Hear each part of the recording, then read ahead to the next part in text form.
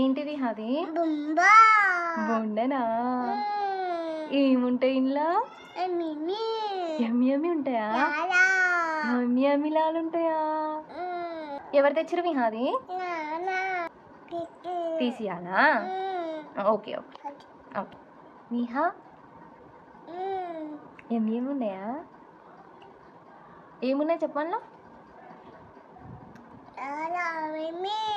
ఇదేంటి విహా?